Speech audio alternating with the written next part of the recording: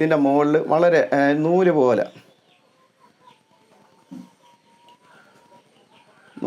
ഇതുപോലെ ഒഴിക്കുക. ഷുഗർ പേഷ്യൻറ്റിന് പഞ്ചസാര കഴിച്ചുവിടെങ്കിലും തേന് കഴിക്കാം. വർഷങ്ങൾ കൊണ്ട് അങ്ങനെ കഴിക്കുന്ന പ്രായമുള്ള ഒത്തിരി ആൾക്കാരെ എനിക്കറിയാം. എനിക്ക് തോന്നുന്നു 1 കിലോ 1.5 കിലോ വരെയൊക്കെ തന്നെ ചിലപ്പോൾ നമ്മൾ തന്നെ അറിയാതെ നമ്മൾ ഇത്ര തേന് കഴിച്ചാലും നമുക്കൊന്നും ഒരു ദോഷവും ഇതുവരെയും സംഭവിച്ചിട്ടില്ല. ശ്രദ്ധിക്കാനുള്ള മെയിൻ കാര്യം എന്ന് പറയുന്നത് നമ്മൾ ലഭ്യമാകുന്ന തേന് നമുക്ക് തേനാണെന്ന് ഉറപ്പ് വരുത്തണം. ഇപ്പോൾ മായം പല രീതിയിൽ ചേർക്കുന്നുണ്ട് എന്നൊക്കെ നമുക്കറിയാം. ഒറിജിനൽ ഹണിയാണെങ്കിൽ നമുക്കിതിങ്ങനെ അറിയാൻ സാധിക്കും. ചേട്ടാ എന്താണിത്?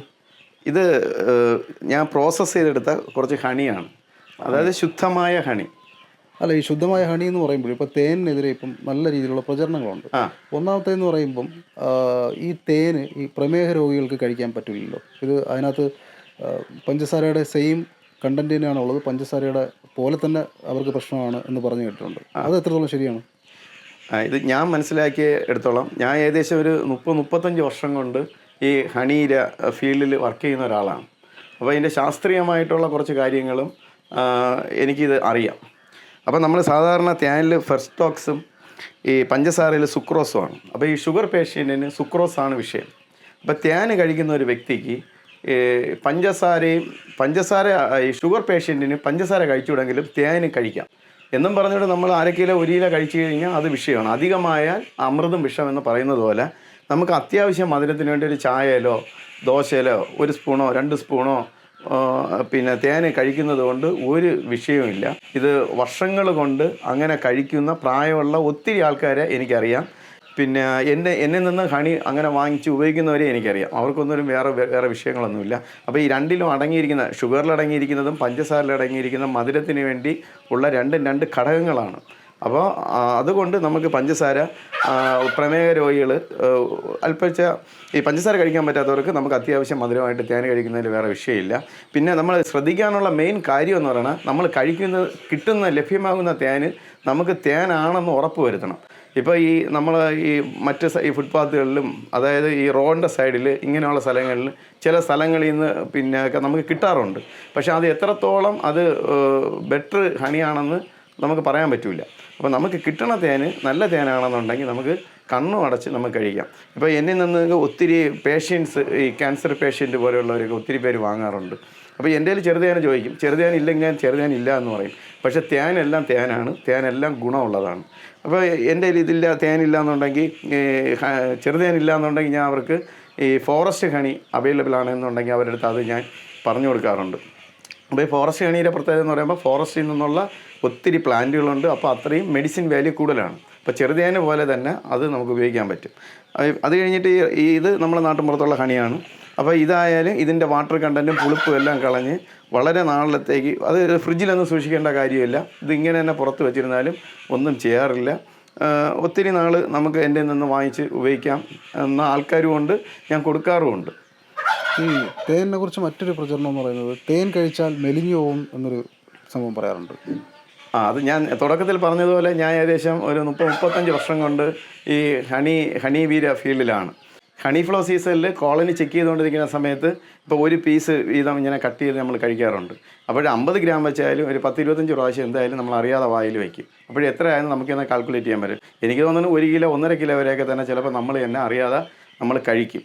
പക്ഷേ എത്ര തേന് കഴിച്ചാലും നമുക്കൊന്നും ഒരു ദോഷവും ഇതുവരെയും സംഭവിച്ചിട്ടില്ല. ഡയബറ്റീസോ മറ്റുള്ള അസുഖങ്ങളൊന്നും വരാറില്ല. പിന്നെ മറ്റൊരു കാര്യം എന്ന് പറഞ്ഞാൽ നമ്മൾ ഈ തേന് കൂടുതൽ കഴിക്കും തോറും നമുക്ക് ഉദര സംബന്ധമായിട്ടുള്ള മറ്റ് അസുഖങ്ങളൊന്നും വരാറില്ല. ഗ്യാസ്, പിന്നെ കുടൽ പുണ്ണ്, ഇങ്ങനെയുള്ള സാധനങ്ങളൊന്നും വരില്ല. അപ്പോൾ അതും തേന് കഴിക്കുന്നതുകൊണ്ട് വളരെ ഗുണങ്ങൾ നമുക്ക് ഒത്തിരി വരാറുണ്ട്. നമ്മൾ തേന് കഴിക്കുമ്പോൾ നമ്മളത് വളരെ വ്യക്തമായിട്ട് മനസ്സിലാക്കിയേ കഴിക്കാവൂ. നമ്മൾ കഴിക്കുന്ന സാധനം അത് ശുദ്ധമാണെന്ന് അത് വളരെ ഉറപ്പ് വരുത്തിയിട്ട് അത്രയും ഉത്തരവാദിത്തപ്പെട്ടവരെ കയ്യിൽ നിന്ന് മാത്രമേ തേനെടുത്തിട്ട് നമ്മളത് കഴിക്കാൻ പാടുള്ളൂ. നമുക്കിപ്പോഴേ പല സ്ഥലങ്ങളിൽ നിന്നും തേന് ധാരാളമായിട്ട് നമുക്ക് ലഭിക്കുന്നുണ്ട്. പക്ഷെ നമുക്ക് ഈ ലഭിക്കുന്ന തേനുകളെല്ലാം ഒറിജിനലാണോ, അത് ഒറിജിനൽ അല്ലയോ, ഇപ്പോൾ മായം പല രീതിയിൽ ചേർക്കുന്നുണ്ട് എന്നൊക്കെ നമുക്കറിയാം. പല ആൾക്കാരുടെ ഇടയിൽ അങ്ങനെയുള്ള സംസാര രീതി വളരെ കൂടുതലാണ്. അപ്പോൾ നമ്മളെ കുഞ്ഞുങ്ങൾക്ക് അല്ലെങ്കിൽ ഒരു പ്രമേഹ രോഗിക്ക് എങ്ങനെ ഒറിജിനൽ തേന് കൊടുക്കാം? അപ്പോൾ നമ്മളെ കയ്യിൽ കിട്ടിയ തേന് ഒറിജിനലാണോ, അത് ഒറിജിനൽ അല്ലയോ എന്ന് നമുക്ക് ഒരു 3-4 മെത്തേഡിൽ കൂടെ നമുക്ക് പെട്ടെന്ന് അത് മനസ്സിലാക്കാൻ പറ്റും. അത് സിമ്പിൾ കാര്യങ്ങളാണ്. അപ്പോൾ അത് നമുക്ക് എന്താണെന്ന് പെട്ടെന്ന് നോക്കാം. ഇപ്പോൾ പെട്ടെന്ന് നമുക്കറിയാമെന്നുള്ള ഒരു തീപ്പെട്ടി കൊള്ളി എടുക്കുക, തേനിൽ മുക്കുക, കത്തിക്കുക. മായം ചേരാത്ത തേനാണെങ്കിൽ, അല്ലെങ്കിൽ തേനിൽ മുക്കുന്ന തീപ്പെട്ടി കൊള്ളിയാണെങ്കിൽ അത് നമ്മൾ കത്തിക്കുമ്പോൾ അത് കറക്റ്റായിട്ട് കത്തിയിരിക്കും. പക്ഷേ വാട്ടർ കണ്ടൻറ്റോ മറ്റെന്തെങ്കിലും പ്രോബ്ലം ഉണ്ടെന്നുണ്ടെങ്കിൽ ആ തീപ്പെട്ടി കൊള്ളി കത്താറില്ല. അത് കഴിഞ്ഞിട്ട് മറ്റൊരു എളുപ്പ രീതി എന്ന് പറയുമ്പോൾ നമ്മളൊരു വൈറ്റ് പേപ്പർ അങ്ങനെ എന്തെങ്കിലും കയ്യിലെടുത്തിട്ട് ജസ്റ്റ് ഇങ്ങനെ ഒന്ന് വെച്ചിട്ട്, ഇതിപ്പോൾ ഹണിയാണ്, ഇതുപോലെ ബോട്ടിൽ ചെയ്തിട്ടുള്ള ഇത് പ്രോസസ്സ് ചെയ്ത നല്ല ഹണിയാണ്. എന്നിട്ട് നമ്മളിങ്ങനെ ഒരു ജസ്റ്റ് ഇങ്ങനെ എടുത്തതിന് ശേഷം ഇതിൻ്റെ പുറത്ത് ഇതുപോലെ ഒഴിക്കുക. അപ്പോൾ പേപ്പർ നനയാതെ ഇങ്ങനെ പൊയ്ക്കൊണ്ടിരിക്കുന്നത് നമുക്ക് കാണാൻ സാധിക്കും. ഇത് നമ്മളെ ഈ ചേമ്പലപ്പുറത്ത് വെള്ളം വീണതുപോലെ ഇരിക്കും, പേപ്പർ നനയില്ല. ഒറിജിനൽ ഹണിയാണെങ്കിൽ നമുക്കിതിങ്ങനെ അറിയാൻ സാധിക്കും. പിന്നെ അടുത്തൊരു സിമ്പിൾ മെത്തേഡ് എന്ന് പറയുന്നത് ഇതൊരു ഗ്ലാസ് വെള്ളമാണ്. ഇതൊരു കുപ്പി ഗ്ലാസ്സിൽ ഒരു ഗ്ലാസ് വെള്ളം എടുക്കുക, വച്ചിട്ട് നമ്മൾ ഈ ഹണി എടുത്തിട്ട് ഇതിൻ്റെ മുകളിൽ വളരെ നൂല് പോലെ ഇതുപോലെ ഒഴിക്കുക. അപ്പോൾ ഈ ഒറിജിനൽ ഹണിയാണെങ്കിൽ ഇതിൻ്റെ അടിയിൽ ഒരു ലെയറായിട്ട് അവിടെ പോയി അത് നിൽക്കുന്നത് കാണാൻ സാധിക്കും. അപ്പോൾ ഇങ്ങനെയുള്ള സിമ്പിളായിട്ടുള്ള ഒരു 2-3 മെത്തേഡിലൂടെ നമുക്ക് ഹണി എങ്ങനെയാണ് പ്യുവർ എന്ന് നമുക്കറിയാൻ സാധിക്കും. അപ്പോൾ ഇങ്ങനെയുള്ള നല്ല ഹണി വാങ്ങി നമ്മൾ ഉപയോഗിക്കാൻ പ്രത്യേകം ശ്രദ്ധിക്കണം. അത് നമ്മൾ ആരോഗ്യത്തിനും വളരെ നല്ലതായിരിക്കും. ഓളനിയും കൊടുക്കാൻ പറ്റും, നമുക്ക് ഹണിയും കൊടുക്കാൻ സാധിക്കും. ഹണി ഒത്തിരി ഇപ്രാവശ്യം വന്നിട്ടുള്ള ഹണി ഉണ്ട്, ഹണി ആയിട്ടുണ്ട്, സെയിലിന് റെഡി ആയിട്ടുണ്ട്.